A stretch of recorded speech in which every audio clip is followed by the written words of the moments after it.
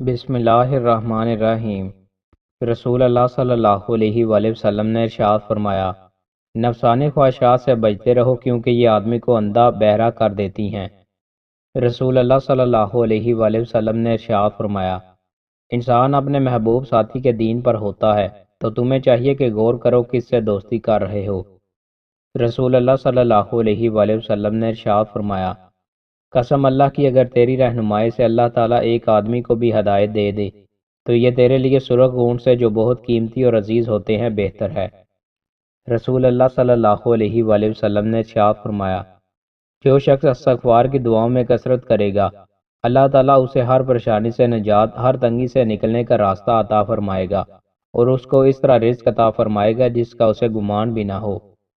رسول اللہ صلی اللہ علیہ وآلہ وسلم نے ارشاد فرمایا، بنی اسرائیل میں ایک شخص ایک جوڑا پہن کر قبر و غرور میں سرمست، سر کے بالوں میں کنگھی کیے ہوئے اکڑ کر اتراتا جا رہا تھا کہ اللہ تعالیٰ نے اسے زمین میں دنسا دیا۔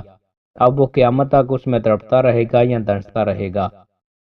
رسول اللہ صلی اللہ علیہ وآلہ وسلم نے ارشاد فرمایا، اللہ نے میری امت کی عورتوں کے لیے ریشم اور سونا حلال کیا اور ان دونوں کو اس کے مردوں کے لیے حرام کیا۔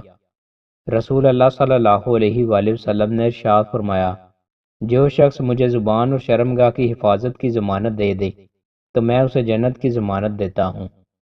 رسول اللہ صلی اللہ علیہ وآلہ وسلم نے ارشاد فرمایا، مومن پر لعنت کرنا اسے قتل کرنے کے برابر ہے۔